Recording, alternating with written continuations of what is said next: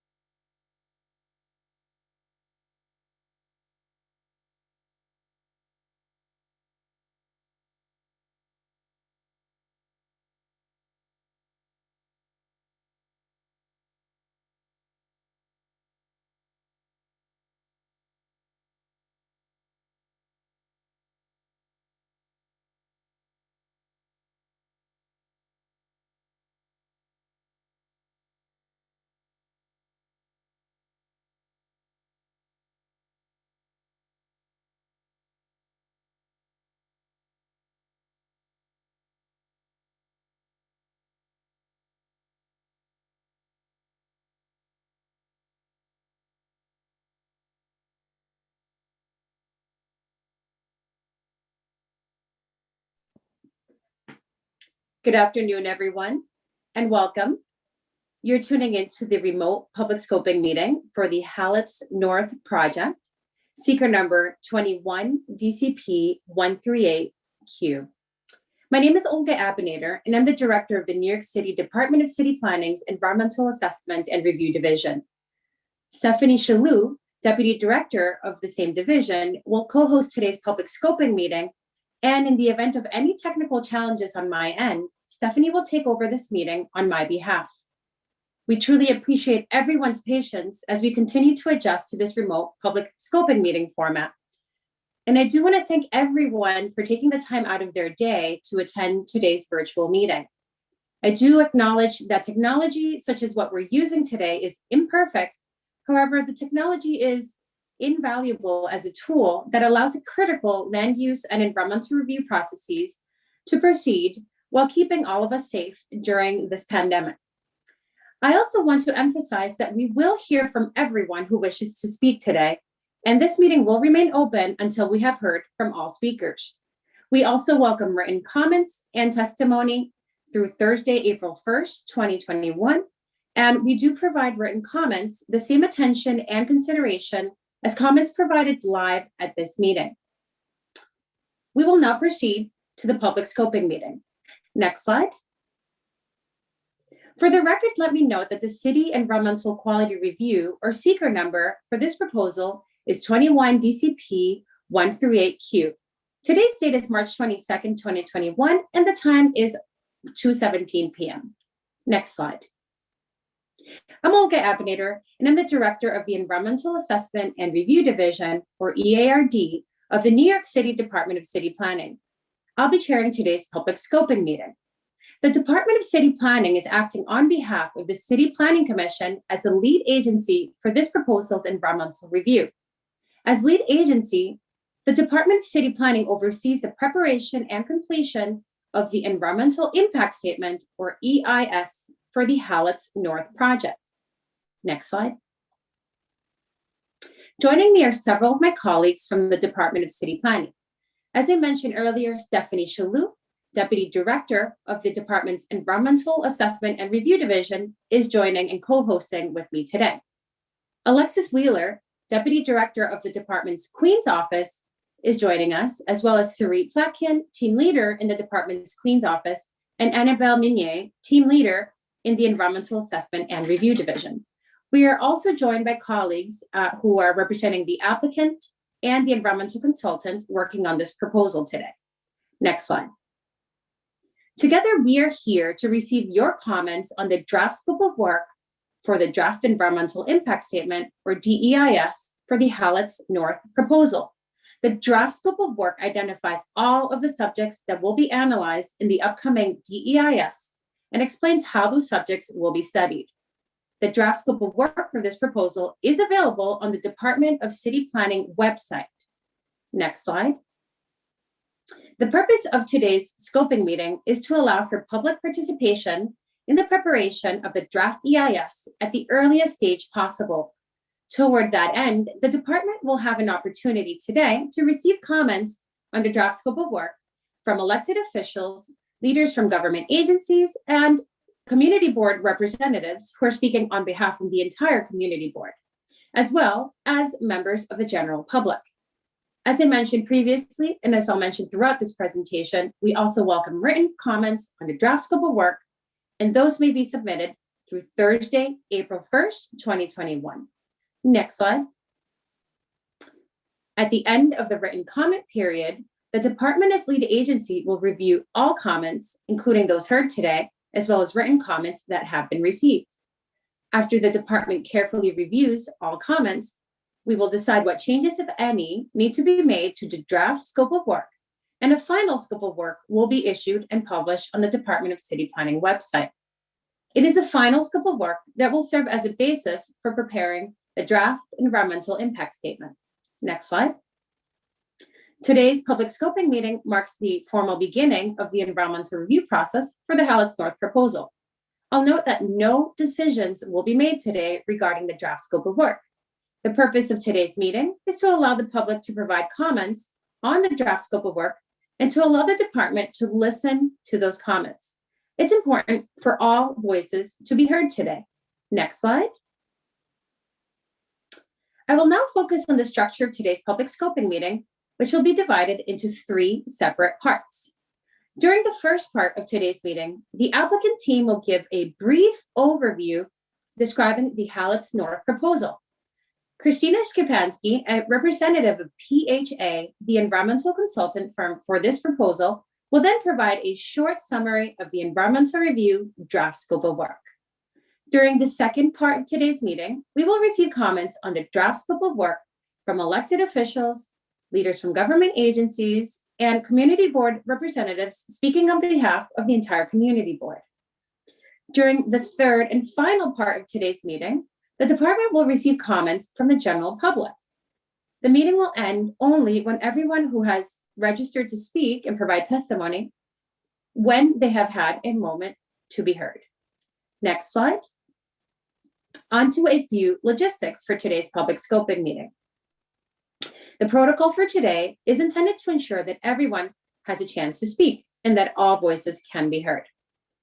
If you wish to speak and plan to access this meeting using a computer, a tablet, or a smartphone, please remember to register online through the City Planning Scoping Meeting for Halletts North page of the NYC Engage portal at www.nyc.gov/NYC-ENGAGE.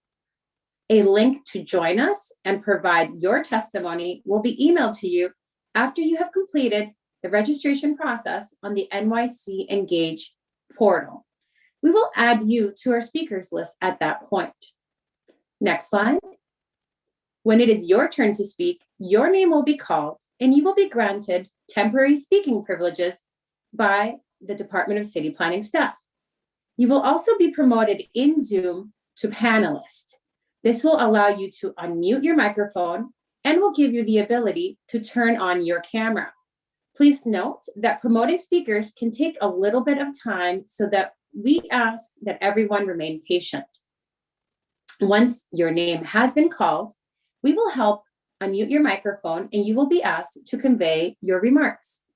To allow us to hear from everyone who wishes to speak, please limit your remarks to 3 minutes.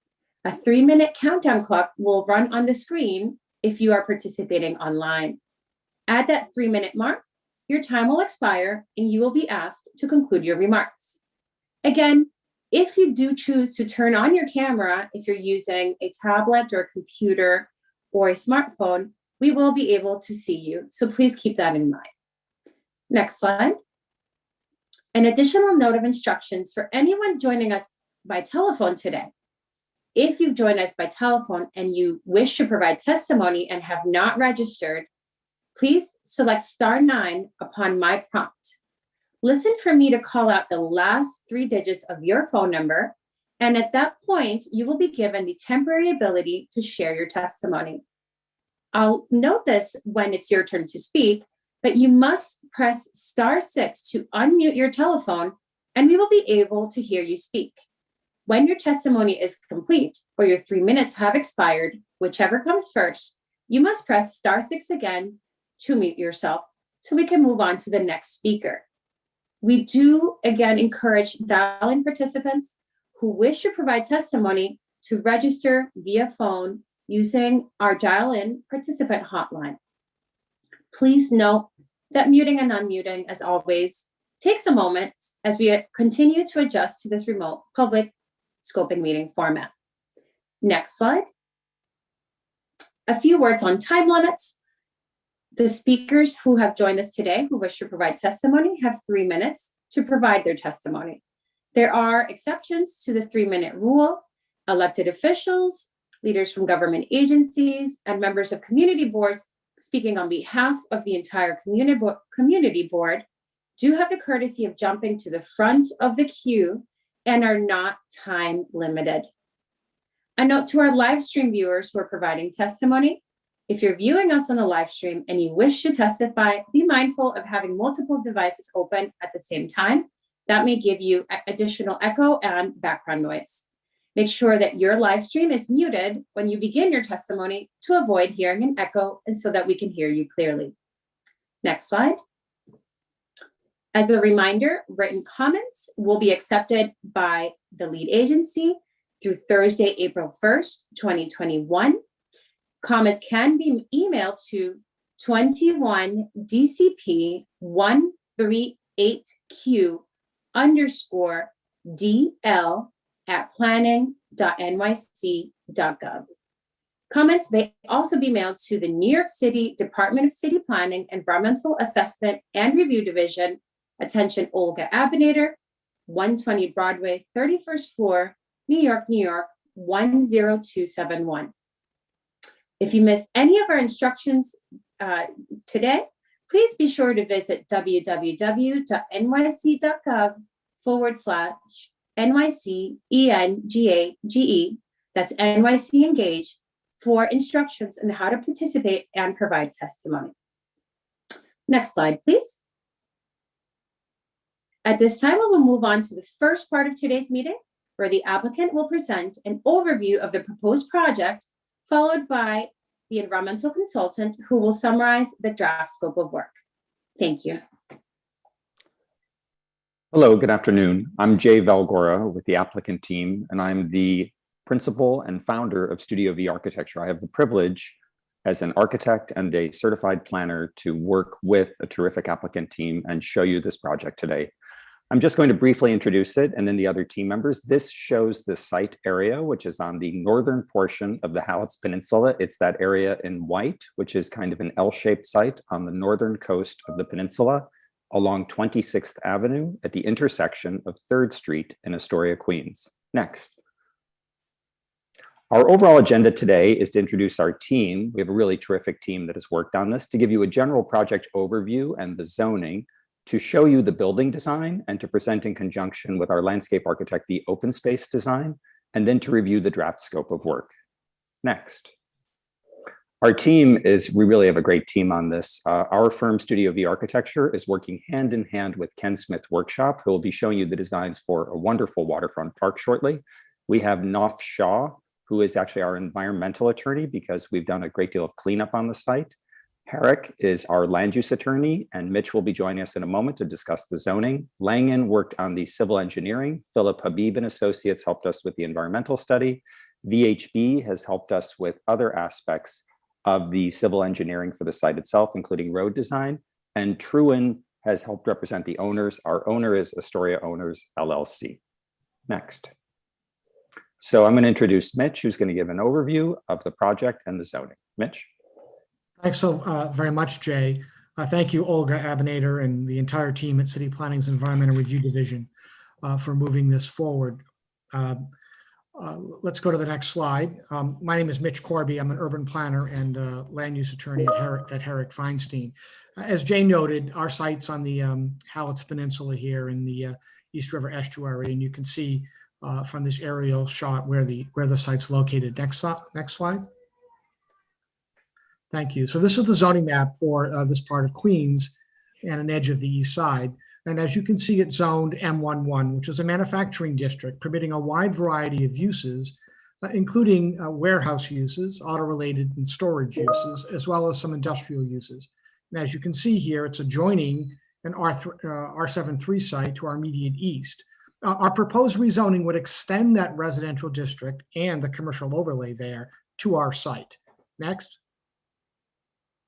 Here you see a list of actions. The first, of course, is, as I referenced, a zoning and map amendment, which would take today's M11 district and switch it to tomorrow's R73 with a C24 overlay district. And this will allow for a transformation of the site and a reclaiming of the waterfront and residential use and affordable housing, which leads us to the next action, which is a zoning text amendment. The zoning text amendment will apply the city's mandatory inclusionary housing program to the site. Next, waterfront special permits are going to be required pursuant to the zoning resolution in order to waive certain aspects of the height and setback rules, as well as tower size and certain widths of our walls facing the shoreline. These special permits will help craft and mold the site, and importantly, will create a site plan so that everyone in the community will see how the project will look and what will happen in terms of the site development. It'll be a predictable site plan because of these special permits. Next, our waterfront certification and authorizations will be required in order to tweak and sort of modify certain elements of today's waterfront zoning. This will allow us to maximize waterfront public access and our shorefront esplanade and create, as you will soon see, a beautiful open space network. Next, our waterfront authorizations for phased development of the waterfront area. This will allow us to move forward with a phased-in plan as we create our waterfront access and reconnect the community to the shoreline. Finally, a city map amendment will be required to demap 3rd Street. Now, 3rd Street exists today as a private map street. We'll be transforming it into a publicly accessible, privately owned and maintained way so the public can fully access the site and we can provide traffic access for our development. Next slide. So this is simply a list which I'll read so folks who don't have visual access can understand. Our existing zoning district, once again, is M11. The proposed zoning is R73 with a C24 overlay. Our lot area is 164,392 square feet. Our waterfront public access area is over an acre at 43,604 square feet. Our total FAR is 6. Zoning floor area total is 9,800,000 square feet. Our retail zoning floor area is 3,500 square feet. Our community facility floor area, more on this later, is 9,500 square feet. Residential zoning floor area, 974,000 square feet, for a total residence of 1,400 units with an affordable component, permanently affordable component of 350 affordable housing units. Thanks so much. Next slide. And now we're going to take you through the site, the building, and the open space design. I'll start, but I'm also going to be joined by Ken Smith, who is a registered landscape architect and who's designed a tremendous amount of wonderful parks in New York City, including on the waterfront. So let's keep going. So this, first of all, is a land use map, and the different colors on this map allow you to see how the adjacent uses relate to our parcel. And you can see our parcel is sort of outlined in red towards the top on the northern shore. And essentially what this is showing is that the yellow and kind of tan colors represent residential uses. And really you can see that we're in an area that is predominantly residential. And so by removing the manufacturing designation, which is really an older designation and was being kind of heavily underutilized, if you will, there was very little activity on the site. There were many empty areas. We're really creating something that's commensurate and matches the surrounding community. This is very important for us. And the kind of proposal we're making is extremely similar in density and type and use to all of the other approved residential developments on the waterfront, including immediately to the right of us, Astoria Cove, and to the left of us, Halletts Point. So really this shows how the project will be tied into the surrounding community and have very similar uses. Next. This kind of shows an outline of the overall context, and I want to tell you a little more about it. What we normally think of as kind of Astoria or traditional Astoria is more to the right, but really Astoria began on this peninsula. This was the original origins of Astoria as a small village or community outside New York. And over the years, it had changed so that many elements of it don't really fit the traditional Astoria models. There is the large campus of Astoria houses to the south of us, which is kind of like separated from the streets around it. And then there were a series of different kinds of manufacturing uses that today are largely underutilized. So part of our goal is going to be to create open spaces, waterfronts, streets that really knit back the fabric of the community, that provide local amenities such as shopping, and that really turns this into more of a mixed use residential community. With all different kinds of housing types, including affordable housing as well as market rate housing. Next. Now, these are some slides that just show the existing site area. On the left, you can see is what the site looked like before we came there. And it was really a former industrial use. The site was polluted. And the client elected to actually clean up the site even prior to any zoning approvals in order to make it safe. And this was a tremendous investment on the part of the client. Then you can see that before our application, really it was fenced off. This is a site that was industrial. It originally had been residential in its historical basis, and for many years really was cut off from the waterfront and not accessible to anyone. And we're going to be changing that by making it residences and creating a series of streets and open spaces and parks. Next. This is a site plan of the peninsula as you would see it today, and you can start to see some of that disparate fabric. You can see here how you have Astoria houses to the south. Someone may need to mute in the background. And you can see the industrial buildings to the north. So this is kind of the current state of the peninsula today, or nearly current. Next. And you can see here the already approved developments, which are Halletts Point to the left, separate from this application and approved previously, and Astoria Cove to the right. So you can see that there are already a series of developments underway, and we've been privileged to work with this community for 15 years. And Ken has also helped us on some of these, where we've really been working to open up the waterfront, to create new waterfront public parks. And what we're about to show you next is one of the key missing pieces of the community. Next. This shows the addition of our site. And so it's one of the kind of last missing pieces on the waterfront, and you can see it to the upper portion of the slide. So you can see how this is part of the further enhancement of this community in order to reconnect it to its waterfront. Next. As part of that, this slide shows what's kind of an amazing fact, that with this additional project, we are on the cusp of creating nearly 2.5 miles of continuous waterfront on the Astoria waterfront, going all the way from Astoria Park all the way down to Rainey Park. Our project represents one of the last missing links in kind of an incredible green network that mostly exists today, or is already approved and will be built in the next several years, that will really link together this entire community and connect it to its waterfront and create a necklace of waterfront parks that will be continuous along the entire waterfront. It's one of the last missing pieces. Next.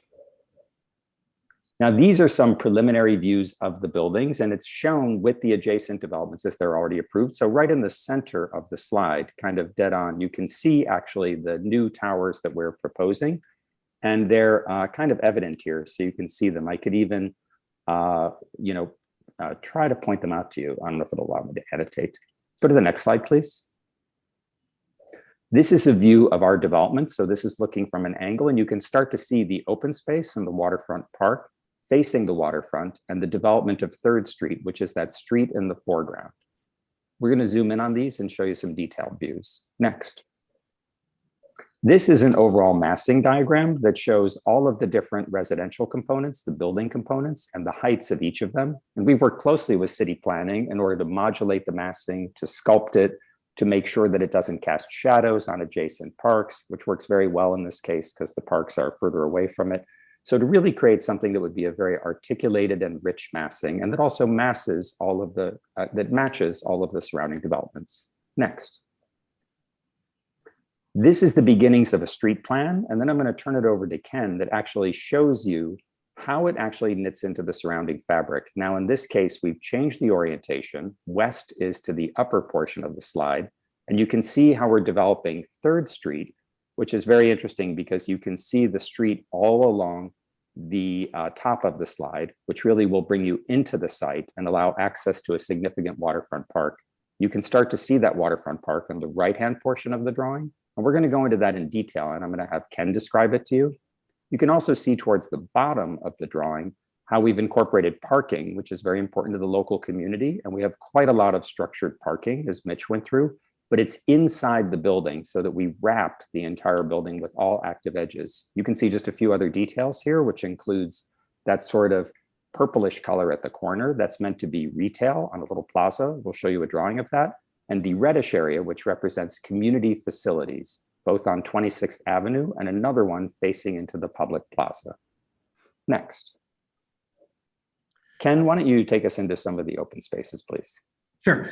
The project Open Space is focused on reconnecting the Halletts community to the waterfront in terms of providing a generous public open space and environmental sustainability and resilience.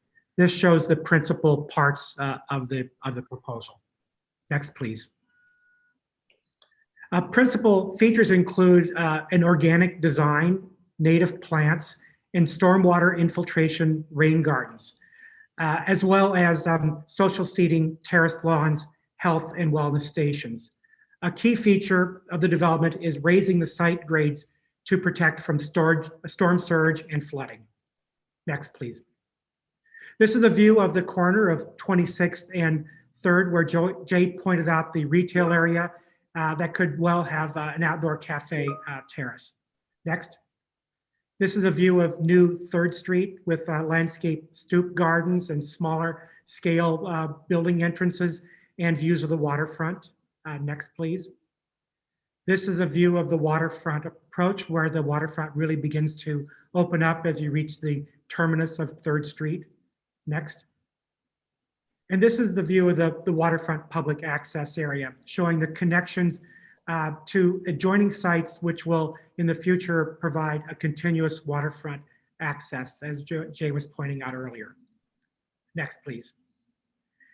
This shows the view of the terraced lawns, the rain gardens, and social seating, public seating, and trees. And next, please. And this is the night view where you really have the drama of the site and the bridges and the water beyond. So the only thing I would add to this as we finish the design presentation is we've had the privilege of working in this community for over 15 years. We've worked with many of the community groups. We've had the privilege of working with Astoria Houses, the local housing area that is there. We've worked with neighborhood groups, the community board. We've worked with elected officials, and we've worked closely with city planning. And I'm just excited to have the opportunity to show this to you today to answer your questions, because our goal here is nothing less than to create one of the most outstanding waterfront public parks and open spaces, not only in Queens, but in New York City. We'll be happy to take your questions at the end of the presentation. I think at this point, we're going to turn it over to Christina, who's going to talk about the draft scope of work. Thanks, Jay. Good afternoon. My name is Christina Sapansky from Philip Habib and Associates. I will provide an overview of the draft scope of work, which provides the framework for how the draft environmental impact statement will be prepared. Next slide, please. The draft environmental impact statement, also referred to as the DEIS, will be consistent with the guidelines of the City Environmental Quality Review Technical Manual, also referred to as the Seeker Technical Manual, which is the standard guidance document for environmental analysis and review in the city. Seeker is a disclosure process by which decision makers evaluate the potential environmental consequences before approving a discretionary action. Seeker compares the future no action condition to the future with action condition through a reasonable worst case development scenario. The EIS will analyze the incremental changes that could reasonably be expected to occur if the proposed action is adopted. Public comments will be incorporated into a final scope of work. Then a DEIS will be prepared in accordance with the final scope of work, which will then be published for public review and comment. A public hearing will be held on the DEIS in which all comments received during the hearing will be incorporated into the final EIS. Next slide, please. As described earlier, the applicant's proposed project is a mixed-use, primarily residential building. In addition to the applicant's development site, one other lot is located within the proposed rezoning area, which is outlined in blue on the map. While this site is not under the control of the applicant and there are no current plans to develop this site, based on the criteria outlined in the Seeker Technical Manual, it is considered a projected development site for conservative environmental analysis purposes. It is assumed that this projected development site could be developed with 265 residential dwelling units and approximately 15,000 square feet of retail in the future as a result of the proposed actions. A reasonable worst case development scenario was established for the 2031 future with and without approval of the proposed actions. In the absence of project approval, referred to as the no action condition, it is assumed that both sites within the project area would be developed with as of right warehouse uses. In the future with the approval of the requested actions, referred to as the with action condition, it is assumed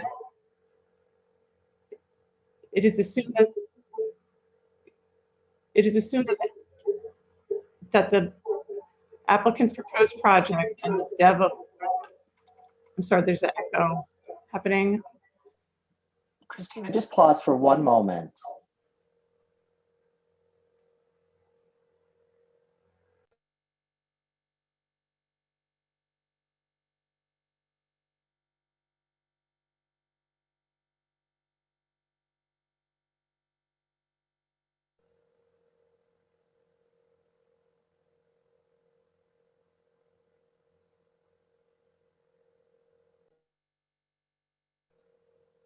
Okay, so should I continue?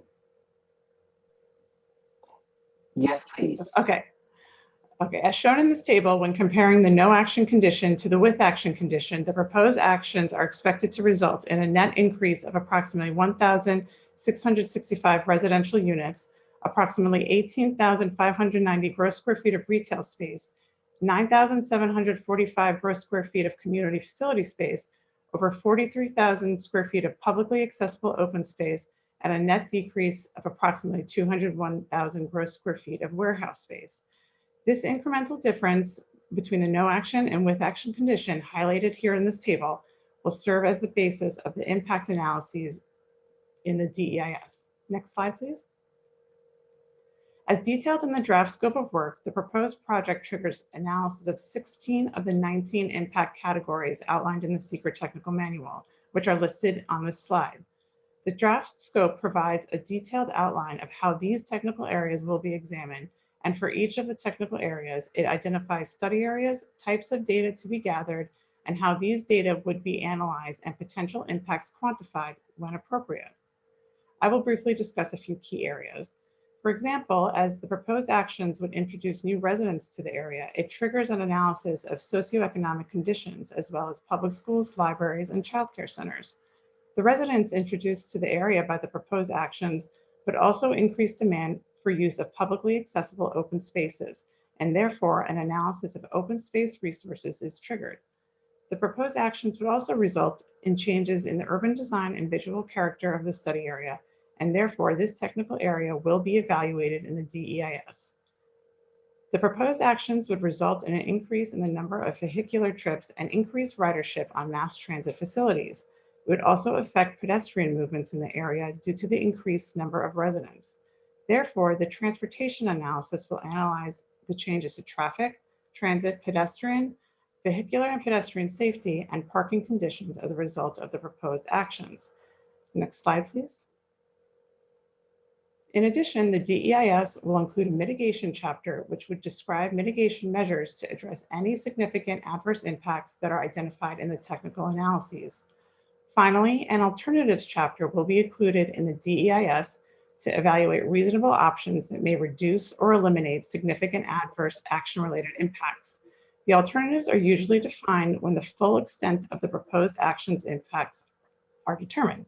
At this time, the DEIS is expected to analyze a no-action alternative and an alternative that reduces any identified significant adverse impacts. Other additional alternatives may be developed in consultation with the Department of City Planning during the scoping process. The draft scope of work can be viewed in its entirety online at the Department of City Planning's website. Thank you. I will now turn it back over to Olga Abinader. Thank you, Christina. At this moment, we're going to move on to part 2 of today's public scoping meeting. At this moment, we're going to receive testimony from elected officials and community board leaders, as well as leaders from government agencies. I'll note that when it is your turn to speak, your name will be called and you will be promoted to panelist in Zoom if you have joined us via a computer, a tablet, or a smartphone. This will allow you to unmute your microphone and will give you the ability to turn on your camera. There will also be a short period where it will appear that you are no longer in the meeting. It is just a brief pause, so do not be alarmed if that happens to your screen. You will be able to join the meeting and provide your information. I will note now that if any speakers experience any technical issues that prevent them from sharing their testimony today, we will pause for a minute and then move on to the next speaker to allow for troubleshooting to happen in the background. Please note that we will call your name at a later time. If this happens to you, please be sure to visit the how-to guides on the NYC Engage portal and website for assistance. Also for assistance, callers listening in today should hang up the phone and dial 877-853-5247. When prompted for a meeting ID, dial 618-237-7396. Press pound to skip the participant ID and press the number 1. I will note also that our web address on this instruction slide appears to show Project Commodore in the instructions. We truly apologize. That is an error on our part. Please select Halletts North under the upcoming meetings page and nyc.gov/engage, and that'll take you to the correct project. Again, it is the Halletts North project, and we do apologize for that inconvenience. All right, I will now go to my colleagues who are providing me with a list of our speakers who we are ready for. Our first speaker is an elected official, District Leader Shawna Warlock. Shawna Warlock, please unmute yourself, and we are now ready for your testimony.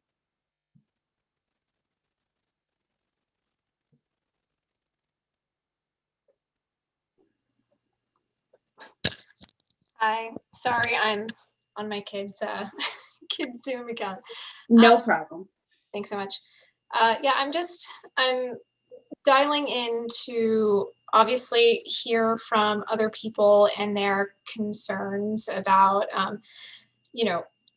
the issues that can arise in areas like Long Island City, where overdevelopment has been a huge strain on the infrastructure. Like I have friends who live in these buildings where when it rains, they can't flush their toilet, and that, the crumbling infrastructure that has not been updated, in the last 100 years just isn't capable of, taking another 1,400 people possibly. So, I mean, this is just a preliminary concern that I might have. I'm happy to see, what the, what the research is on it, but again, like, and I live on 37th Street, so I'm very close to this, and I go down to Astoria houses a lot for, volunteering opportunities. And it's also like, I just want to make sure that the residents who live in here aren't going to get pushed out of, of the communities that they've grown up in. And, obviously gentrification and displacement is like a really big concern for the people in my community. So this is essentially why I'm joining, and thank you for hearing me. Thank you for your testimony. We'll now move on to our next speaker, Community Board Representative Evie Huntopoulos, and I apologize if I mispronounced your name. Evie Huntopoulos, please unmute yourself. We're ready for your testimony.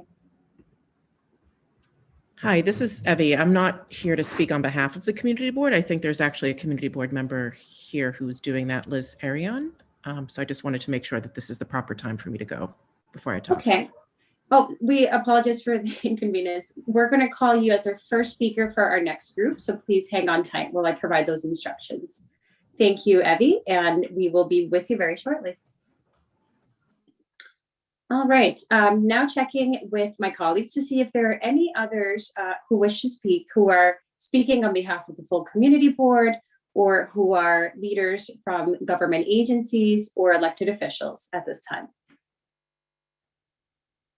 I'm not seeing that there are any other speakers at this time who are part of this group. So we're going to now move on to part 3 of today's public scoping meeting, where members of the general public have the ability to join us and provide testimony for up to 3 minutes. At this time, I'm going to ask our production team to display a 3-minute countdown clock on the screen. So let's give ourselves a couple of minutes so that's set up before we call once again on Evie Huntopoulos. All right, looks like that is up online. Evie, we are now ready for you. Please unmute yourself. Hi, okay, thank you so much. So I have a lot of concerns about this project. I feel that, first of all, the notification to the public about this meeting was inadequate. I didn't see anything on social media from the Department of City Planning or from the Community Board. So I am not confident that members of the community, including members who live in the surrounding area, were informed of this meeting, and I think that's highly problematic. I have given some feedback at the Community Board meeting, but I think my biggest concern is the type of housing that is going up right now. This is predominantly luxury housing at a time when we need affordable housing and truly affordable housing in this community. In terms of the option that was selected for the MIH, I believe option 1 is selected, and that's only going to be 25% of the total of the units, which means 75% will be luxury housing. And that option does not reflect the per capita income of the Astoria houses, which is just below where it's being developed. So for example, just to talk about some figures, for CB1, the AMI is about $63,000 if you're a renter, but for the census tract that Astoria houses falls in, the area median income is just over $26,000. So by selecting option 1, even though that is supposed to be affordable housing, it is well out of reach for the people who live in that community. So they will not be able, as generally speaking, to qualify for any of those affordable units in that luxury development. Never mind the market rate housing, I'm talking about the affordable housing units. So there should be a deeply affordable option. I'd also like to know what subsidies and what tax abatements the developer is going to receive for this. I believe the architects say that this was going to be public space. I thought it was just going to be open space. So if it is public space, then that means that it's public land. So I'd like clarification on that, whether the public space is actually going to be public land and public space and not private space that is open to the public, because there is a difference there. He mentioned all the parks in the necklace. All of those, except for the Shore Towers, are public parks. And so if there is going to be any waterfront space here, it should be fully public. I'm also concerned about the volume of cars that will be here at a time when we need to get cars off the road. I don't see any bike lanes anywhere. And bringing more cars and traffic to this area is not good for that community, particularly since they are already experiencing environmental burdens, being next to peaker plants and power plants and highways and all that. So bringing more cars to this area is also not good for the surrounding community as well as for the district as a whole. Thank you. Thank you so much for your comments. All right. We do want to clarify that as this is a public scoping meeting, we do not answer questions directly. What we do provide is a forum for participants to provide their comments, and we respond to them formally in writing in connection with the final scope of work to be issued with the environmental review materials. So thank you very much. And I just want to make sure that that's clear. I know that there was an announcement earlier about taking questions at this time. This is not, again, a forum for questions and answers. It is a public scoping meeting where we receive comments and respond formally in writing. All right, thanks very much to all for your patience. I'm now going to call on the next two speakers. Our next speaker, speaker number 3, is Carlos Cano. Carlos Cano, and speaker number 4 will be Teresa McKinney. Carlos Cano, if you are able to unmute yourself, please do so. And I apologize if I mispronounce your name. No, it's correct. Thank you. Okay, we are ready for you. Okay, thank you very much. I'm Carlos Cano. I'm the Senior Director at Urban Urban from Programs and Development. And on behalf of the organization, which is a community-based organization with a site in Astoria houses, and with a mission to break the cycle of poverty in the neighborhoods, nature developments, and also any other low-income neighborhood in New York City. We believe in giving a hand up, and in order to best serve our neighbors, it's critical that we are physically present in the community.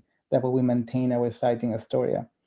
We're excited to partner with the applicants to take on new community facility space in this building.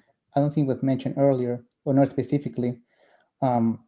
It will complement our current space, which is much smaller. From the space, we plan not to only run an economic incubator that connects people to the jobs that come along with the new development, but we will also manage additional community facility space that other neighborhood nonprofits can benefit from. As the department and the applicants complete their environmental review, we urge them to consider all the positive benefits a development like this can bring to the neighborhood. Increased open space, coastal resiliency, a space for nonprofits to promote education and jobs, real jobs that build up the presence of many hundreds of new neighbors. In the space in the new building, Urban Urban will be dedicated to connecting existing neighborhood residents to these opportunities and are happy to have built a strong relationship with the applicant team. We have been developing, for example, nonprofit worker-owned businesses for the community. We have 5 so far. We definitely need more resources and more space in order for these businesses to gather and be able to share with the community. That's one of the many benefits that I'm talking about here, in addition to what has been already expressed earlier. I believe that's all we have to say for now, and I appreciate the opportunity to share this, again, our excitement about this project. Thank you. Thank you. We'll now move on to our next speaker. That is Teresa McKinney. Teresa McKinney, please unmute yourself.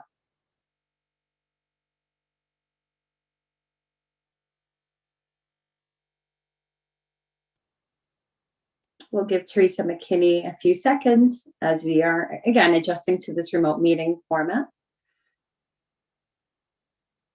Teresa McKinney? Yes. Good afternoon. Good afternoon. I'm Teresa McKinney, and I'm a longtime resident of Astoria houses. I've been living out here for 40 plus years, and it kind of concerned me when people speak in reference to Astoria houses who do not live in the neighborhood.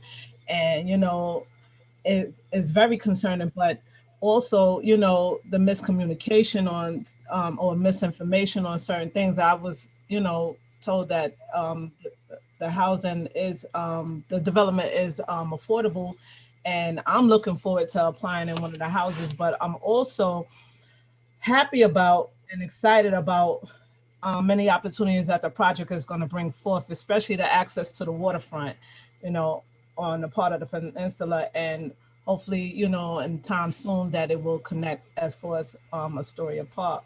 I'm glad to know that it considers the open space, you know, and the acres of waterfront that is going to create for the open space for the public. We as Astoria Houses, because I'm a representative out here, also grateful to the site that will be raised up for our entire neighborhood to become more resilient, to the coastal flooding, because of Hurricane Sandy, we underwent a lot of damage that came forth out here, and we're actually appreciative to the change. Also, last but not least, our residents of Astoria, remain in need of, economic and educational opportunities. We're happy to know that the owners are committed to a serious local hiring plan, and that also they are partnering with nonprofits to take space within the buildings. These organizations know best how to prepare, our youth for future and prepare them for job opportunities created by new development. So we're actually excited for that and looking forward to the changes that are to come. Thank you so much for your testimony. All right, at this time, we're going to move on to our next speaker. I will note that this speaker appears not to have joined us in Zoom, so we're not sure if the speaker is going to be able to provide testimony. We'll call on them anyway. Speaker number 5, and please, I apologize if I mispronounce your name. Wael Abdullah. Wael Abdullah. If you're in the Zoom meeting now, we are ready for your testimony.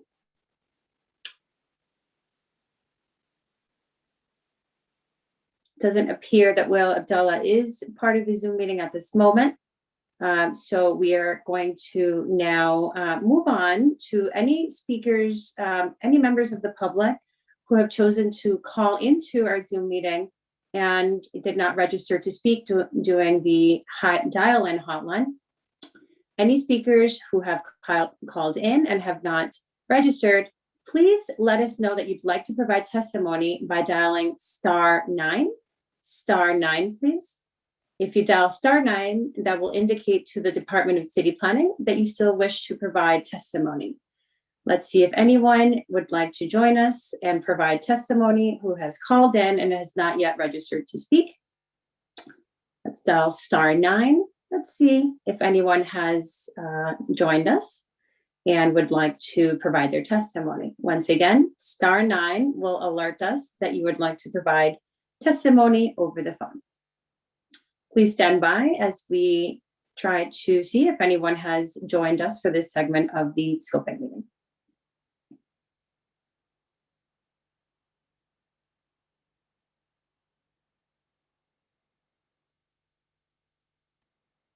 Okay, just checking in with my colleagues to see if we have any dial-ins. And I'm not seeing much information by way of dial-ins, but we'll give them a couple of seconds more to see if anyone has dialed in and would like to provide testimony.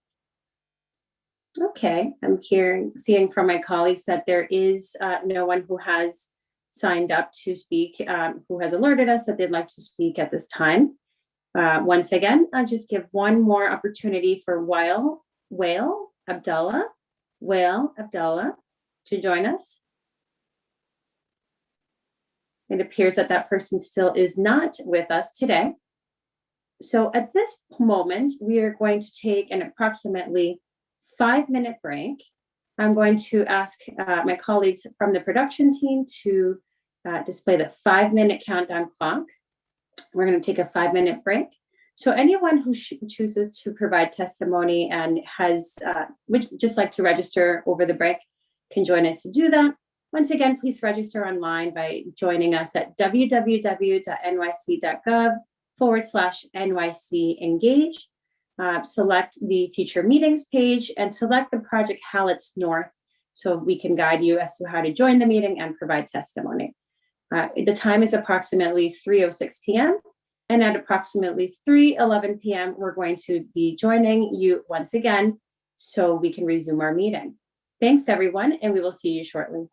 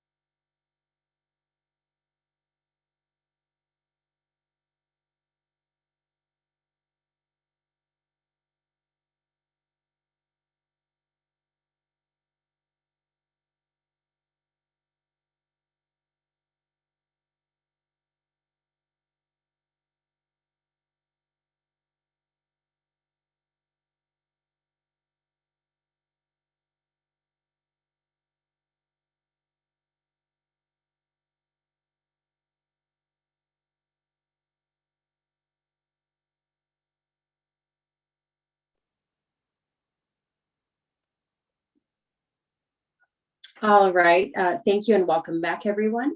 You are tuning into the remote public scoping meeting for the Halletts North proposal. For the record, the proposal's seeker or city environmental quality review number is 21 DCP 138Q. My name is Olga Abinader. I'm the director of the Environmental Assessment and Review Division at the New York City Department of City Planning, and I'm hosting today's meeting.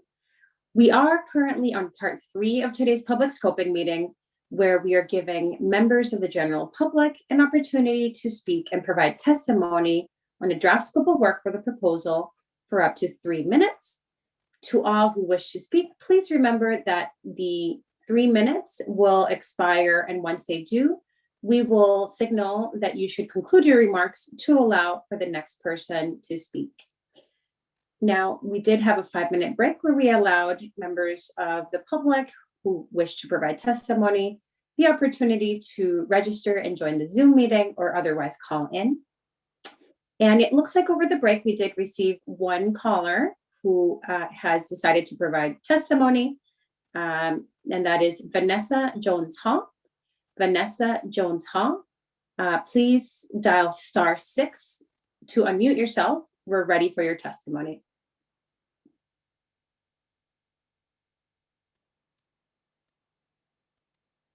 We'll give Vanessa just a moment to dial *6 to unmute themselves to provide testimony. Vanessa Jones Hall, we are ready for your testimony.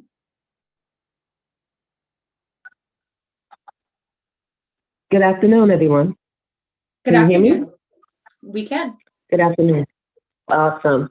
I would like to give testimony on this. I've been watching from the start of your presentation. We have so many buildings coming up here that talks about affordable housing. I mean, my family's been in this community since 1951, so we definitely have been witness to the definite changes that has come about in the community as years have gone by. And I have gone to countless meetings and attend countless Zoom meetings on a lot of these developers that wish to come in and build these beautiful tall buildings in our neighborhoods along the waterfront and just around the surrounding area. But the concern, like I have heard from Evie and maybe some others, that is talking about when you talk about affordable housing, it's not true affordable housing. I see that it's not giving the residents, and not only just in the story houses where I live, but even those residents that's in the surrounding area, not a fair shake to be able to move in those buildings or in those complexes that allow us the opportunity and a fair chance to move there. I think that even when you talk about the public spacing, many times we will find that they'll say, oh, this public space, and it makes it sound like we all are able to partake in this public space. Finds out that it's not true. This is just something that they were talking about to be accepted, and then find out that things have changed according to whatever zone or whatever another rule or section has come about. And this is allowing a lot of things that's going on. And my concern is you can say one thing and present another, but then when it comes down to actually putting it all together, there's a lot of changes made in what you presented in the first time.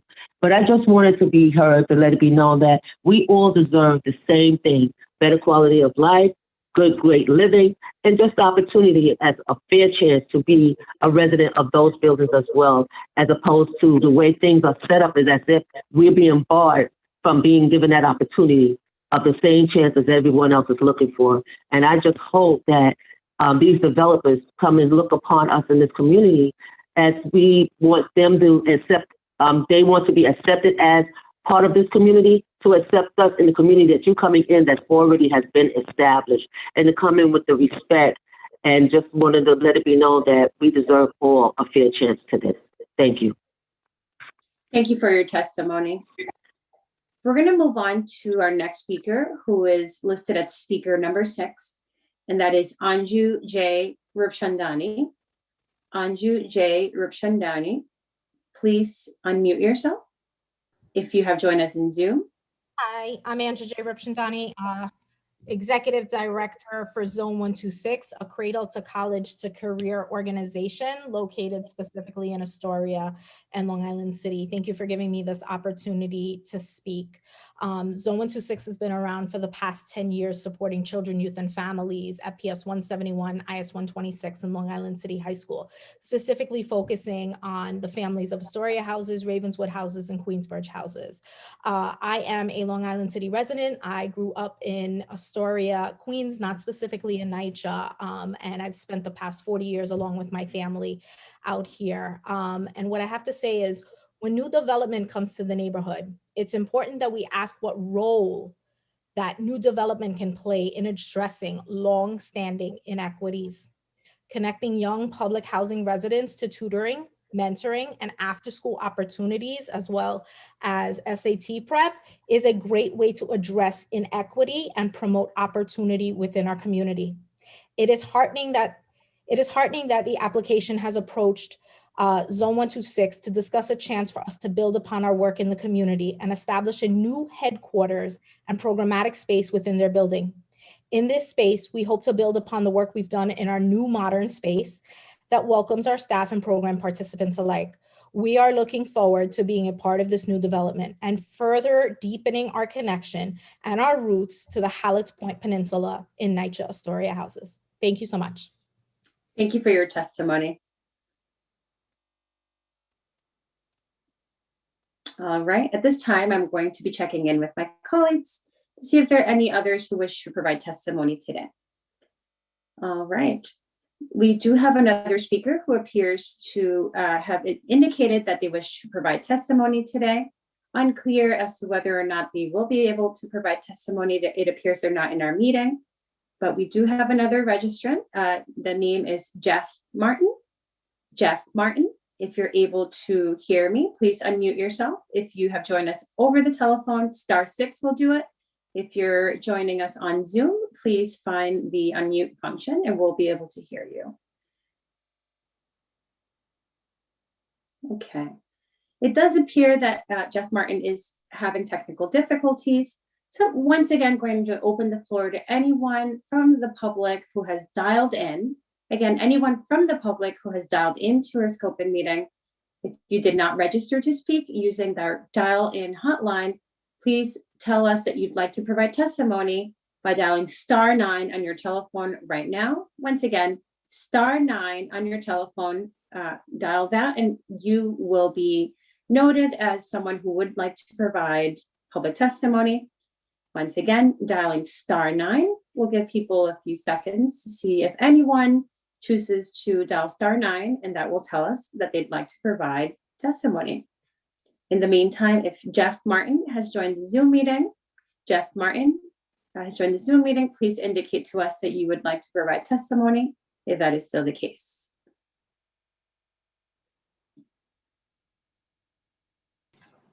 Hi, Olga. Yes, Jeff Sorry. Martin, we are able to hear you.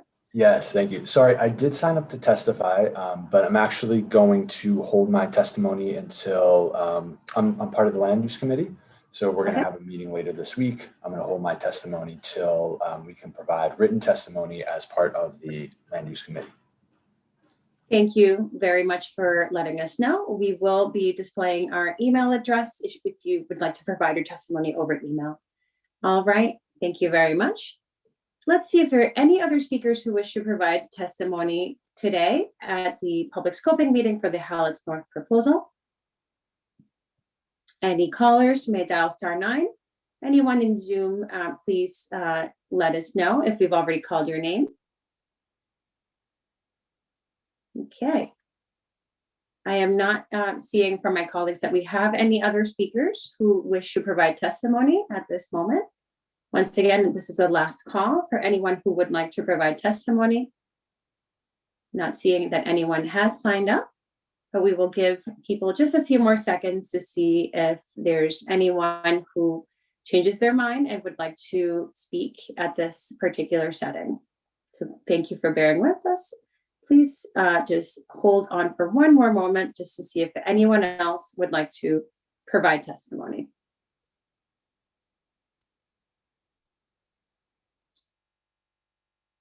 And once again, if anyone who has called in and has not registered, they'd like to provide testimony, dialing *9 on their telephone will let us know that they are interested in providing verbal testimony today. Once again, dialing *9 will tell us that you'd like to speak today. Giving a few more moments. Okay, checking in with my colleagues, it appears that we have no new registrants and no one else would like to provide testimony at this time. So I'd like to ask our production team to please display our email address and our mailing address so that anyone wishing to send us written comments, either by email or regular mail, can have that information, which of course I will read out loud for anyone who is calling and would like to just hear that information once again. So giving one moment for our production team to display information on the screen. Thank you. It looks like we've got that up now. So once again, anyone who had difficulties providing testimony today, please recall that you may submit written comments that will be accepted by the lead agency, the Department of City Planning, on behalf of the City Planning Commission through Thursday, April 1st, 2021. I'll note that comments can be emailed to the following email address, 21dcp138q_dl@planning.nyc.gov. Again, 21dcp138q_dl@planning.nyc.gov. Anyone wishing to provide comments over regular mail can address them to the New York City Department of City Planning, Environmental Assessment and Review Division, attention Olga Abinator, and our address is 120 Broadway, 31st floor, New York, New York, 10271. Again, we'll be receiving comments through the close of business on Thursday, April 1st, 2021. The time is currently 3:24 p.m. and the public scoping meeting is now closed. Thank you to everyone for taking the time out of their day to join.